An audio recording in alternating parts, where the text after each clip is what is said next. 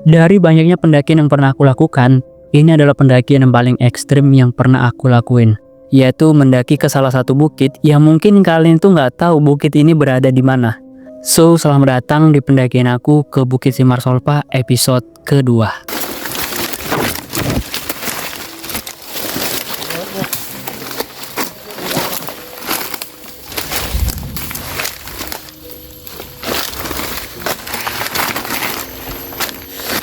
Guys, kalau kita lihat ini,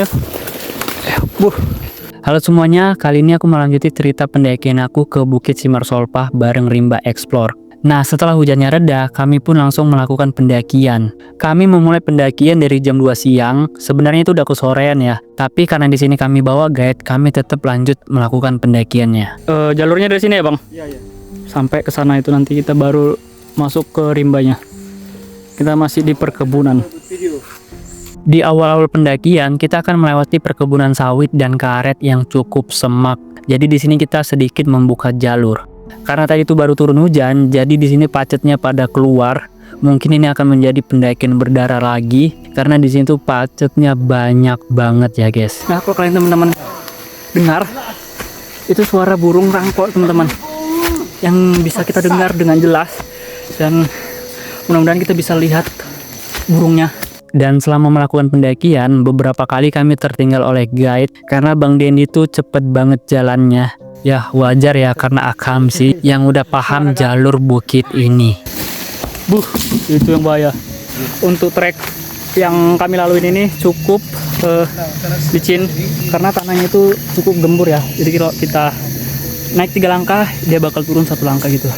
Jadi kita emang harus hati-hati supaya nggak kepleset dan jatuh. Karena ini udah jurang-jurangan ya bawah sana.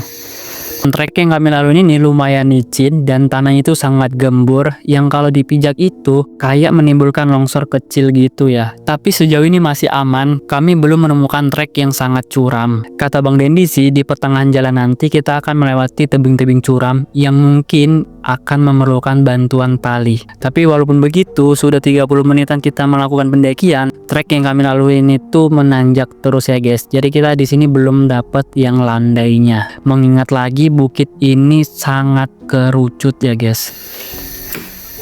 Bentar Bang Den.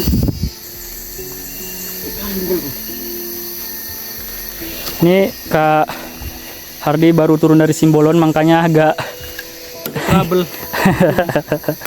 Aku sakit kamu sini. Gimana Pak? Aduh mam.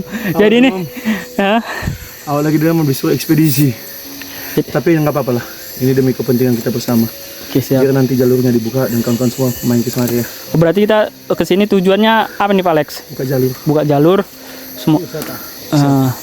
Semoga nanti kedepannya bisa dibuka jalur pendakian untuk umum ya Pak. Iya. Oke, mantap. Dan untuk jalurnya cukup curam ya guys.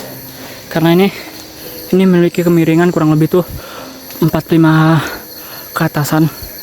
Jadi kita ini kaki gue udah merahnya kayak gini. Kalau nggak kita bakal jatuh ke jurangan. Nah itu bawahnya itu udah jurangan dan ini sangat miring jalurnya. Bang Den, jadi udah berapa kali mendaki ke sini Bang? Wow, udah hampir 50 kali lah. Berapa Bang? 50 kali. Gila, banyak kali. Jadi jalurnya emang ekstrim ini ya Bang? Iya. Dan di sini banyak kali Bang apa pacet ya? Wah, banyak. Seperti banyak ini pacet. Yes. Makanya kalau naik ke sini kaki diperhatikan. Ya. Monggo habis lah. Jadi buat teman-teman yang mungkin nanti kedepannya mau mendaki ini, mungkin pakaiannya harus tertutup karena jalur ya kurang lebih begitu. Kita akan melewati hutan rotan Kak. Itu yang disuka Bang Alex. Dia ibaratkan hubungan yang toksik. Kok gitu? Hutan-rotan ini dilepas sakit, dipaksa lepas lebih sakit lagi. Dipaksa kok makin enak. Aduh, lagi. Kalau ini ampun ini langsung. Jadi kalau si buatan sama ini Si buatan dengan beceknya. Oh, Kalau ini dengan tanjakannya men. anjay.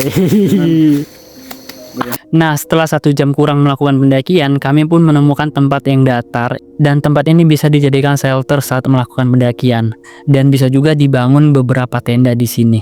Oh ya, selama pendakian, Bang Alex selalu mengedukasi kami tentang survival dan beberapa tumbuhan yang bisa dimakan ketika kita berada di hutan. Jadi pendakian ini sangat edukasi sih bagi aku. Ada beberapa yang bisa dimakan ya, Pak? Iya, tanaman yang bisa dimakan kalau ketika kita melakukan survival.